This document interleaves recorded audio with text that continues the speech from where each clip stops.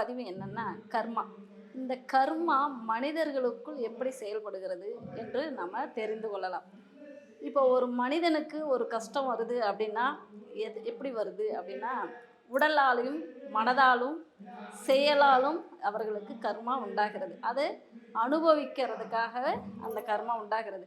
அது எப்படிலாம் அனுபவிக்கிறான் அப்படின்னா அதுக்கு என்ன பரிகாரம் அப்படிங்கிறதையும் நம்ம பார்க்கலாம். இப்போ உடலால் அவர் கர்மா அனுபவிக்கிறான் அப்படின்னா எங்கேயாவது போயிட்டுருப்பான், தடுக்கி விழுந்து அவனுக்கு அந்த ஏதாவது கை உடையிறது, கால் உடையிறது, இந்த மாதிரி உடலால் அந்த கர்மா அவனுக்கு உண்டாகிறது.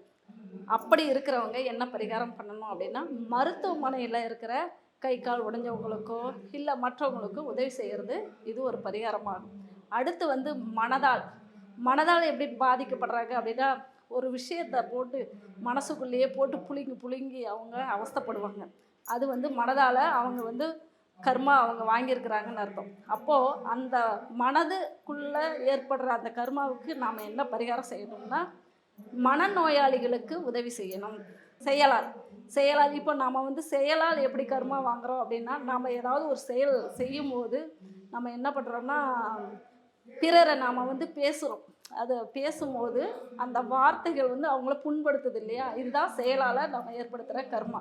இந்த கர்மாவை நாம் எப்படி பரிகாரம் பண்ணணும் அப்படின்னா மௌன விரதம் இருந்து இவங்க ஒரு நாளைக்கு 1 மணி நேரமாவது மௌன விரதம் இருந்து இந்த கர்மாவை அவங்க கழிக்கணும்.